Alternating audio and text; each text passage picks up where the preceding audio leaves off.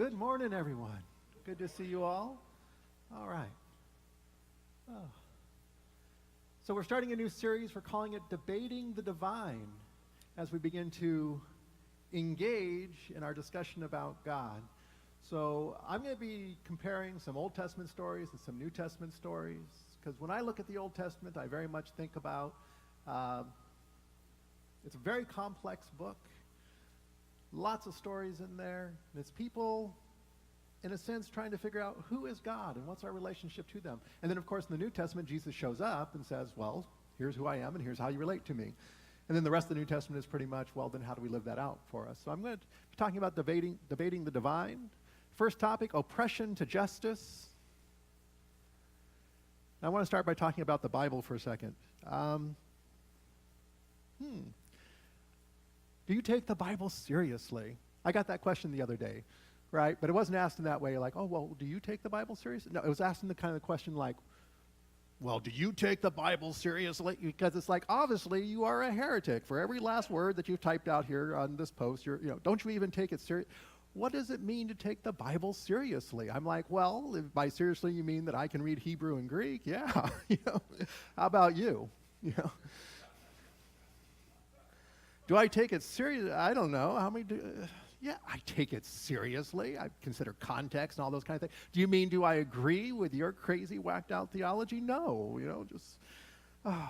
okay. We got to remember, the Bible is not a textbook, and that's really important for people like me. When you're studying theology, we sometimes forget that the Bible isn't a textbook, and we spend a lot of our time taking it apart and putting it back together and analyzing it, and what's the context here, and figuring out the history there, and making endless notes and things like that. But that's not really what it's for. It's not a textbook. And so often I put that there first because it's a reminder to me. The Bible is not a textbook. It's not a science book, for heaven's sakes. And some people are trying to say, well, this is science, and obviously it's not. It's not a law book, and this is important for a lot of us. We sometimes think, there's all these rules we have to follow. There's over 800 rules in the Bible, and it's not about following rules. It's a collection of writings, all kinds of different writings. There are narratives and poems. There's actual history in there from the court records of the Israelite nation. There's all kinds of stuff in there, and it's been put together and edited and collected over time, and it all has a point. It's myths and it's histories, it's poetry, it's wise saying, it's prophetic speech, it's sermons. It's all been put together, and we need to look at each one of these in different ways. But I think what's also important is that we need to understand, as I was saying, it's about discussing and debating God and humankind's relationship to Him.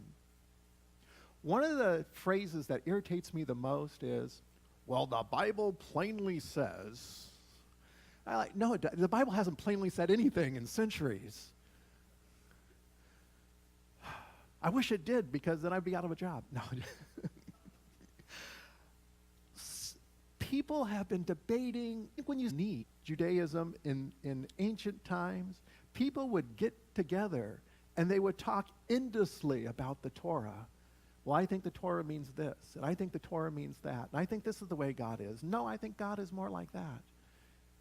And they would get together until they came to some kind of consensus about it. Each one sharing their thoughts, each one sharing their ideas, each one sharing their gifts. And the early church was much the same way, but now we have sort of said, oh, no, well, the Bible plainly says, and we don't need the community anymore. What we need are just, very persuasive Bible teachers, and they become the authority. Well, I don't want to be the authority over you. Okay? I don't want to be telling you this is the way you have to believe the Bible. I want to provoke you into thinking, well, I don't know. Is that a reasonable idea? Let's think about it. Let's talk about it. I think we need all of you. I think we need the community of faith to keep us on track, because I know at some point I'm probably going to go totally off the rails, and hopefully Tom will go, nope, that's not the way you do it. Thank you, Tom, because I appreciate you doing that for me. Appreciate that you share our... This discussion and debate causes us to engage with God and one another. Have we somehow forgotten how to engage with God? Isn't that what God really wants? He wants us to engage with Him, to be in relationship with Him, to come and to know Him, so that we can go to Him and say, God, are you this way? And He goes, well, not really. This is what I am. This is what I'm like. Come engage with me. Come and be in a relationship with me and learn who I am. And of course, we learn who God is through each other, because each and every one of us was created in the image of God, or like him. That's the way you relate to them. Adult Bible studies. Adult Bible stories maybe is a better one. How many of you grew up on children's Bible stories? Anybody grew up on children's Bible stories? Boy, I did, every Sunday morning in Sunday school. And I even had, people would give you books of Bible study, children's Bible stories. You guys have one of those? They got the pictures, and Adam and Eve are always, discreetly hidden behind a bush or a tree or something like that, right? And you read all the little Bible stories. And I can even remember having a record of Bible stories that somebody gave me. Oh, records, by the way, for all my millennials, those are great big discs made out of vinyl. It's how we old school streamed music. So just, okay. I mentioned something about a newspaper the other day, and I told them that was the internet printed out, and it told you what happened yesterday. And they're like, oh, really? They used to do that? I was like, yeah, just. That's what happens when you get old. But I grew up on children's Bible stories, and the problem with children's Bible stories is they tend to focus on characters in the Bible, right? So oftentimes you'll hear about faithful Noah, how for, 120 years, he built the ark, and how faithful he was, even though people would come by and tell him he was a fool. And you get brave Daniel, who gets thrown into the lion's den. And it's like, you should be like Noah, and you should be like Daniel. And sometimes, and that's not a bad use of these stories, it's just that those aren't the points of the stories. That's not what the writers of the story were trying to do. So I think in more adult Bible stories, we need to focus on what is the narrative's goal. When these stories were put into the Bible, they had a goal. They were trying to show us something about God. And so that's what we want to do. What does this story say about God? What is it trying to tell us? Because each author, each time it was edited, the reason it was put into the Bible was to make a point about God. If you go through a lot of the Jewish Deuterocanonical books, those books that didn't make it into the Old Testament, a lot of the writings that people said, well, these are good writings, but they don't belong. We don't want to consider them sacred, right? You'll find lots of stories about Abraham that didn't make it into the Old Testament. You'll find lots of stories about Enoch and other characters that just didn't make it into the Old Testament because they're like, well, that doesn't quite make the point that we want to make about God. But when you approach these Old Testament stories as an adult, you should be asking yourself, what does this story tell us about God? And so I want to look at a couple of these stories. The first one I want to look at is the Exodus. How many of you are familiar with the story of the Exodus? You'll find it in the Old Testament in the book of Exodus. Okay. Not Genesis. Yeah, it's in Exodus. That's where you're going to find it, just for those people tracking along with me. You can always Google it if you get lost. It's okay, right? You're going to find it in Exodus 1 through 13. It's sort of the foundational story for the Jewish nation. It forms their identity. It literally, the Israelites are being oppressed. They're stuck in Egypt. They're under oppression of a pharaoh, right? You get the story of Moses, his daughter. That's a movie, by the way. No. The Israelites leave, and God leads them, right? Pillar of smoke by day and a pillar of fire by night. It's very exciting. But it's the unifying story that creates identity for this group of individuals, for who would become the Israelite nation. And it's something that they continue to celebrate today.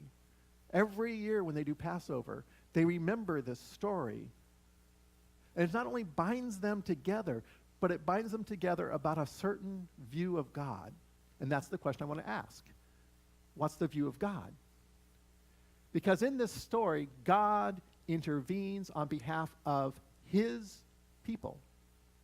He intervenes for his people. But who were his people? They were a displaced class of people. They were not Egyptians. They were people from another land who had come to Egypt. They were displaced. They were not in their home. They were foreigners. Not only that, but they were oppressed foreigners. In that long period, the king of Egypt died. The Israelites groaned in their slavery and cried out. And their cry for help because of their slavery went up to God. I want you to remember this verse as we move along, that their cry for help went up to God. Because here comes the shift in thinking. This story shifts our thinking about who God is. And that's the intent of these stories. It's saying, think about God in a new way. And here's a new way to think about God. Exodus 3, 7 through 8, the Lord said, I have indeed seen the misery of my people in Egypt. I have heard them crying out because of the slave drivers, and I am concerned about their suffering. So I have come down to rescue them from the hand of the Egyptians and to bring them up out of that land into a good and spacious land, a land flowing with milk and honey. God hears them. God has compassion. And because he hears them, because he sees them oppressed, because he has compassion, he acts. In the Egyptian mindset, and in the culture surrounding the Israelites, the gods favor the powerful. How do you know that God favors you? Because you are the winner. That when you went to battle to conquer some land, or you went to battle to conquer another tribe, God was obviously on your side because you won. We're the strongest. We're the best. We're the chosen ones. God chooses us. That's why we won this battle. And that means that's why we get to oppress you who we beat. That's why we get to turn you into slaves, because your gods are too weak. God favors the strong. God favors the powerful. That was the thinking. And yet in this story, God favors the oppressed. He hears their cry. He sees they're being hurt. And he's moved to compassion to intervene. You used to think God favors the oppressed. He doesn't favor the powerful. He doesn't favor the elite. He favors those who are hurt. He favors those who are broken. He favors those who are being put into slavery. That God would choose a conquered people, that God would choose a displaced people, didn't make sense to the culture of the time. And yet that's what God is doing. God stands in solidarity with the oppressed. He doesn't stand in solidarity with the powerful, with the elite, who are being hurt people. God intervenes on behalf of the oppressed. We're going to move into a time of prayer. Some of you are suffering right now under oppression of one sort or another. Some of you are broken and hurt, and we're going to pray for you. There are going to be people in the back to pray for you if you need that. There'll be verses for you to meditate on here. We're going to do that. So if you need prayer, go into the back. They'll anoint you with oil. They'll lay hands on you. They'll pray for you. Let's pray together.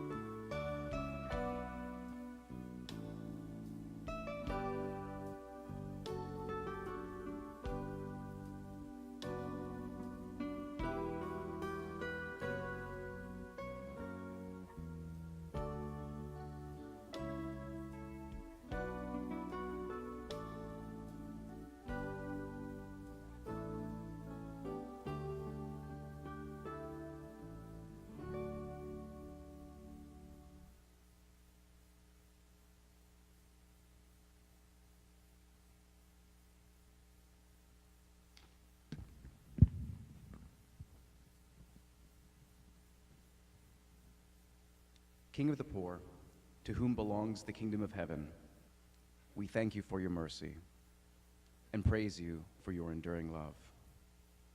King of the sorrowful, who experience a comfort this world cannot give, we thank you for your mercy and praise you for your enduring love. King of the meek, who are destined to inherit the earth, we thank you for your mercy and praise you for your enduring love. King of the hungry and thirsty, to whom are given heavenly bread and wine, we thank you for your mercy and praise you for your enduring love. King of the merciful, who receive far more than they ever give or expect, we thank you for your mercy and praise you for your enduring love. King of the pure of heart, who see God where others see wilderness and despair, we thank you for your mercy and praise you for your enduring love.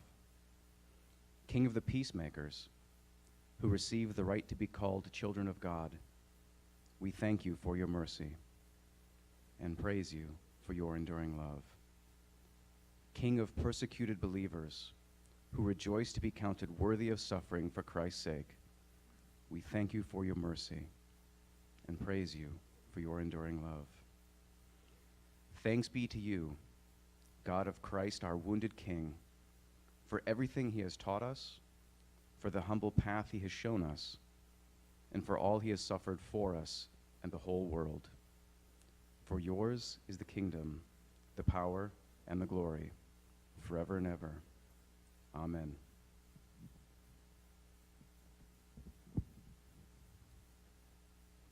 Thank you, Ted.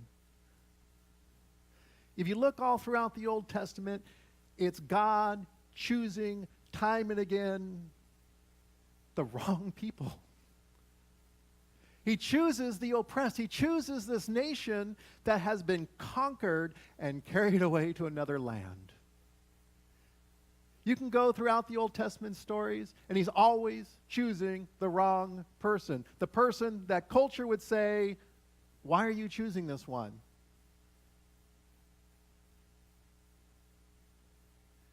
He chooses Sarai to be the mother of a new nation. And this is one, a woman, lower status. But two, to make matters even worse, she can't have children. And she takes this poor oppressed woman and he raises her up. Rebekah had the same problem, who married Isaac, a woman who could not bear children. Hannah, a woman who could not bear children. Time and again, he picks those who are oppressed and lower in status. Jacob, the second son. David, the youngest son. All honor was supposed to go to the firstborn. And time and again, he picks those who are last. He picks those who are on the wrong end of society's expectation. Because he says, I'm your God. I'm on your side. And they debated this all throughout the Old Testament, and it came to be understood that God was on the side of the lowly and the meek. And then when Jesus shows up, he says, you know, you guys have been talking about me for a while, trying to figure out what God is like. Here I am. Let me tell you what God is like. And one of the greatest teachings ever, one of the most influential teachings ever, in the Sermon on the Mount, it starts with the Beatitudes. And it's an amazing teaching. Blessed are. Blessed are. And it's not just happy. It's fulfilled life. It's filled with life. It's blessings that flow from God. You are the chosen. Let me tell you who's going to be filled with life. Let me tell you who's important in the kingdom. Let me tell you who's going to be blessed by God. Now, we need to make sure that we understand something about the Beatitudes before we jump into these. Sometimes they're presented to you as, well, this is the way you need to become. You know, blessed are the poor in spirit, so you need to become poor in spirit. Blessed are those who are, so you need to become merciful. And we suddenly turn it around, we turn it to a set of rules. That's not what these are. This isn't about how you're supposed to become. This is about how you already are. Because when Jesus taught this, previous to him sitting down on that mount and speaking out to the people, he had been among them, healing them, touching them, hearing their problems, praying with them. And it wasn't the spiritual elite who gathered around him that day. And so when he spoke these out, he was speaking to the crowd. He was looking at this crowd and he says, "Blessed are the poor in spirit." And I'm sure there were many people in that crowd that day who went, "He's talking to me. I am such a spiritual nothing. I have no status within this spiritual community whatsoever. I'm not an elite rabbi. I'm not a priest. I'm a nobody." I'm sure many of his disciples went, "That's us. Fishermen and tax collectors and political rabble-rousers. We're nobody in the religious system. Blessed are those who are persecuted." And I'm sure there were many in that crowd who went, "That's us. Blessed are those." I'm sure everybody in that crowd began to hear that. He's talking about us. He's talking about the people sitting around him right now. He's talking to you and me.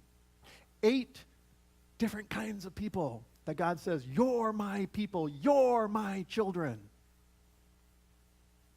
Blessed are the poor in spirit. Blessed are those who mourn. And there were many people who sat around him that day who were mourning for all the oppression that they suffered. They were mourning for the way that people treated them. Not only the Romans, but even the higher ups in their own society, in their own culture. Blessed are the meek. Blessed are those who hunger and thirst for righteousness. Blessed are the merciful. Blessed are the pure in heart. Blessed are the peacemakers.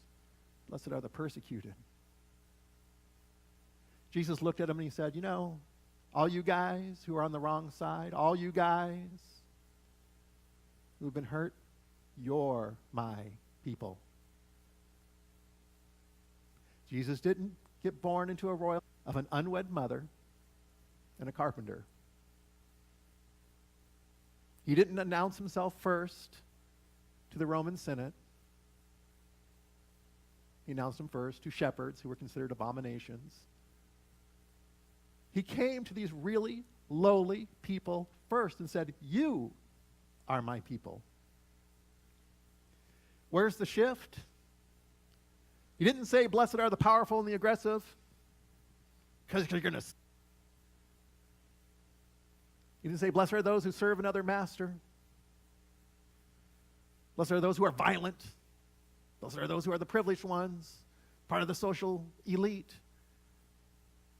And yet, in the culture surrounding them, the Roman culture, even in their own Jewish culture, was this idea that God blesses these people, and this is how you know they're blessed. Because they have all the power, they have all the control. God must be on their side. I kind of hear that today sometimes. That God must be on our side because, well, we have everything. God didn't say that. Jesus didn't say that. He looked at all these hurting people and he said, "You're my people." In the Exodus, God is on the side of the oppressed and he stands with them. In the Beatitudes, God blesses those who imitate his character. On our side.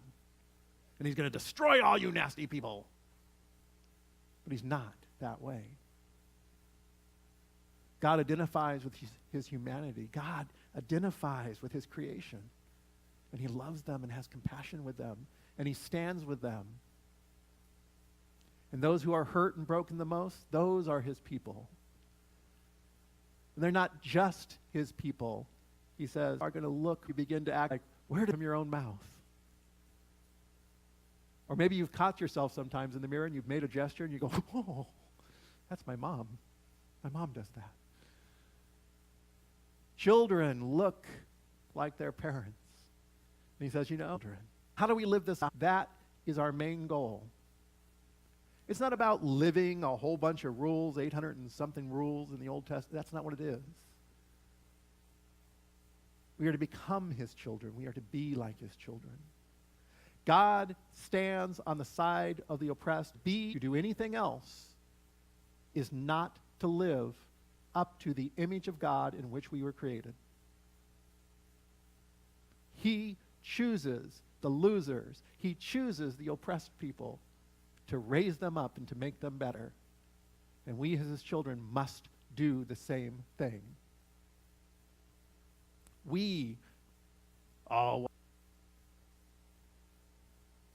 If they worked as hard as I did, they wouldn't be in that situation. You know why they're oppressed? Because there are oppressors in this world who keep them in their place. And we need to speak prophetically to those oppressors and say enough is enough. This is not what God requires of us. We need to, as God is a God of peace, that is what he declared, peace on earth, goodwill towards all human beings. We need to practice meekness. Oh, that's a tough one for us Americans. We're pretty egotistical and arrogant. But yet we need to be meek. We need to be other-focused. As Christ walked this earth, he came for one reason, for others, and to serve others. And we need to establish that meekness within ourselves where we serve others instead of demanding that we get served. I'm sure many of you have worked in the restaurant. How many of you have worked in the restaurant industry? Oh, man, that's not a happy place, I'm telling you.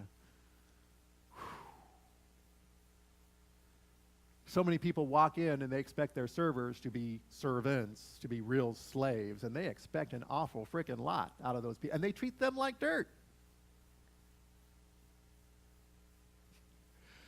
We stopped at McDonald's this morning. Yeah, Michael's like, I told you he was going to tell this story. We stopped at McDonald's this morning to grab, a couple of sausage McMuffins, because those are yummy, right? And they're also cheap, right? You get 2 for $4. That's a pretty good deal. So we stopped this morning, and there was some old guy just absolutely treating the counter person like dirt. First off, he got all mad at her because he'd ordered a cup of coffee, a senior cup of coffee, which is cheaper. So he's getting his cheap coffee, and he's getting all mad at the server behind the counter. No, I don't want that coffee. That coffee's been sitting there because she poured it from like a half-full pot. I'm thinking, this is McDonald's. If it's been sitting there for 20 seconds. They make a lot of coffee, but whatever, So he wants to wait for the new coffee.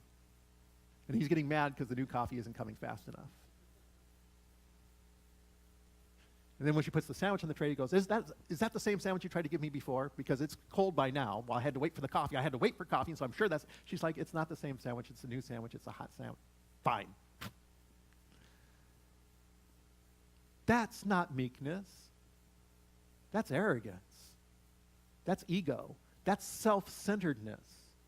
We are not to do that. We need to be other-centered. We shouldn't demand to be served. We should be looking for ways to serve others. And of course, righteousness. And when you look at the terms for righteousness in Hebrew and Greek, it's how do you treat other people? It's the equitable treatment of other people. That's righteousness.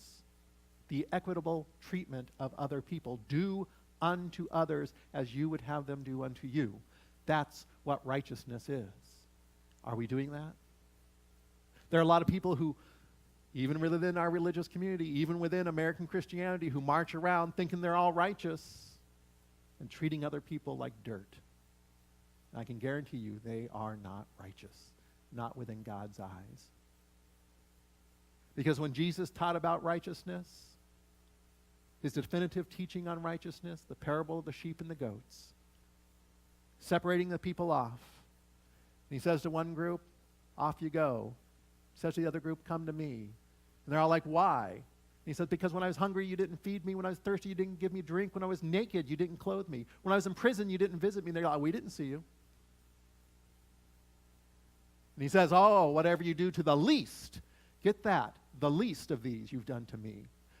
Not what you've done to your equals, not what you've done for your betters, but what you've done to those lower in status.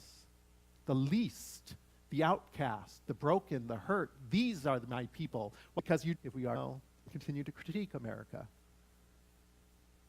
America is like Noah's Ark on day 40. Smells like manure, but best thing afloat. Right? Yeah. We have made progress, but we are still a bigoted nation. We still oppress groups of people. And it is up to us as the church to stand up and with prophetic voice say, this is wrong. God is the God of the oppressed. And when you oppress anyone, you oppress him. And we must fight for the equality, for the righteousness, for the equitable treatment of all people. If we don't do that, we cease to be what we were created to be. We cease to be the church in the world today. With that, I want you to think about that. We're going to move on, and we're going to close in song. Oh, sorry. From the inside out. Jeff, Manny.